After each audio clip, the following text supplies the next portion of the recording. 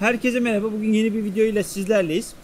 Kamp videolarını farklı konularda çekmeye, sizleri bilgilendirmeye çalışıyoruz. Bu haftaki konumuz bıçak nasıl bilelenir? Bıçak bizler için kampta, doğada çok önemli bir ekipman. Yani sonuçta doğanın neresinde olursanız olun, yani Türkiye'den tutun dünyanın öbür ucuna kadar da olsanız sizin için önemli olan bence iki tane önemli husus var. Bir tanesi ateş, ikincisi de bıçak. Yani biliyorsunuz bir program yapıldığı zaman hayatta kalma ile ilgili bütün programlarda kişilerin yanına sadece bıçak veriyorlar.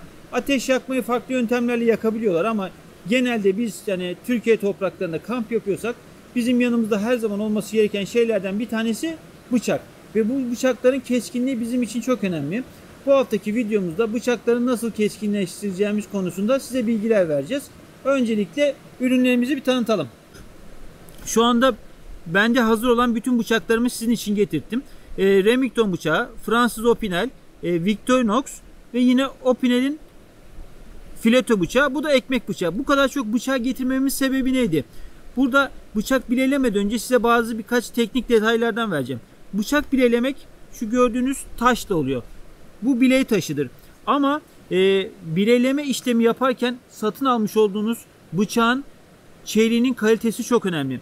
Eğer bıçağın çeliğinin kalitesi yumuşak bir çelikse uygulanan sistem farklı olacak. Sert bir çeliğe sahipse farklı olacaktır.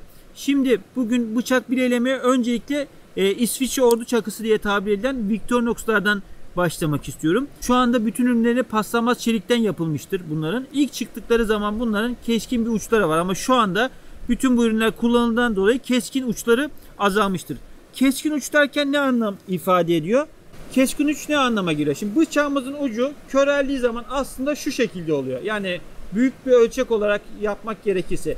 Bizim burada yapmak istediğimiz bıçağımızın uçunun açısını bu şekilde keskin bir köşe haline getirmek istememizdir.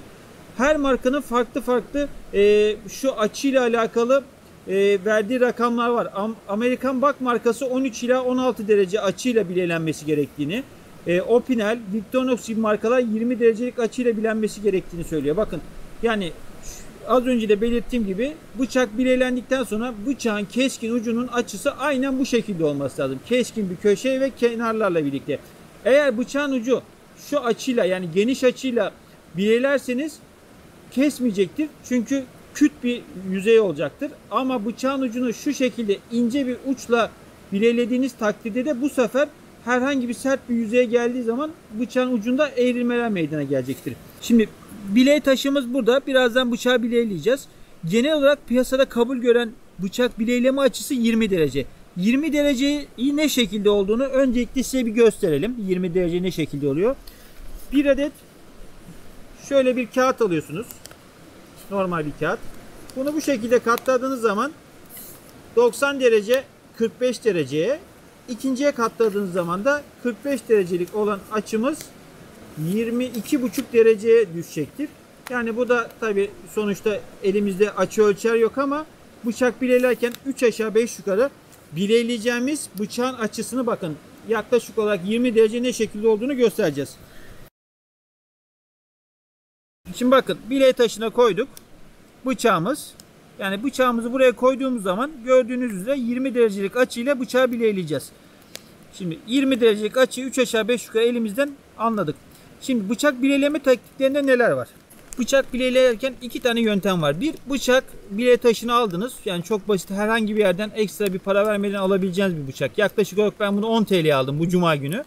Yani şu yönde bir, bakın 1, 2, 3, 4, 5. Buraya 5 yaptıysak 1, 2, 3, 4, 5. Bu yöntem bir. İkinci yöntem bıçağımızı tutuyoruz. Bakın bıçağımızı tutuyoruz.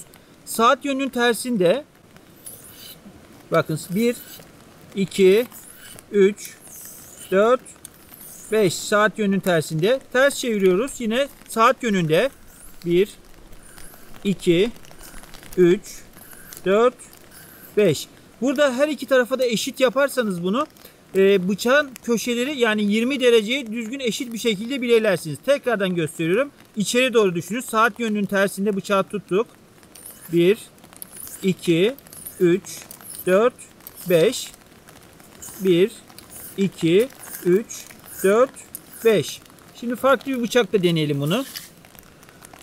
Bu Fransız malı bir Opinel bıçak. Şuradan kilidi var. Şimdi bunu deneyelim. Saat yönünün tersinde.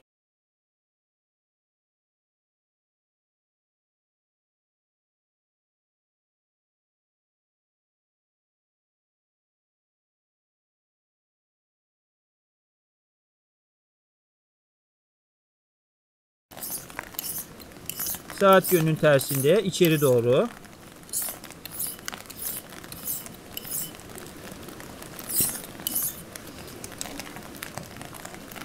Şimdi biraz daha büyük bir bıçaktan yapalım. Bakın yine aynı şekilde saat yönünün tersinde. 1. Burada hafif bir baskı yapmanız yeterli olacaktır. Bakın yine aynı şekilde. Hafif bir baskı yapmanız yeterli olacaktır. Şimdi bilek taşlarının sertlikleri girit derecesi olarak değerlendirilir. Piyasada 100'den başlayarak 10.000'e kadar 10.000 girite kadar sertlikte taşlar bulunmaktadır. Aynı zamanda su taşı ve yağ taşı bulunmaktadır. Şu anda orta sertlikte bir taşla bileyliyoruz. Normal şartlarda bıçağı bileylediğiniz zaman, bu şekilde bileylediğiniz zaman bıçağın kabasını alıyorsunuz ve keskinleştiriyorsunuz. Daha sonra 3000-4000 girit veya su taşı veya yağ taşıyla bıçağın çapaklarını veya kılasını alma sistemiyle bıçağı daha da keskinleştiriyorsunuz. Benim önerim bu işlem için normal kullandığınız taşa su veya herhangi bir şekilde yağ da damlattığınız zaman şu işlemi yaptığınızda, bakın şu işlemi yaptığınızda sadece yaparken yavaşlatıyoruz. Yavaş bir şekilde yaptığımızda şöyle yine bunun çapaklarını vesairesini alıyor. Bıçak kontrolde şu şekilde yapmıyoruz. Elimizi kesiyor. Normalde şu şekilde sertliğini bilenilip bilelenmediğini, çapakların olup olmadığını buradan da kontrol edebiliriz. Bakın. Şöyle. Şimdi son kez bir Remington marka bir çakıyı bileleyelim yine. Bu çakı da sert bir çelikten bileleniyor. Şimdi şu şekilde yaptığınız zaman, bakın şu yönde yaptığınız zaman bıçağın yüzüne zarar verebilirsiniz. Çok değerli bıçaklarınız olabilir. Bu nedenle bıçağı ileri geri bu şekilde yanlış yöntemle yaptığınız zaman bıçağın yüzeyini çizersiniz. Normal fabrikasyon ayarlardaki gibi temiz bir şekilde keskin köşeler elde etmek istiyorsanız bakın bıçağı tutuyoruz.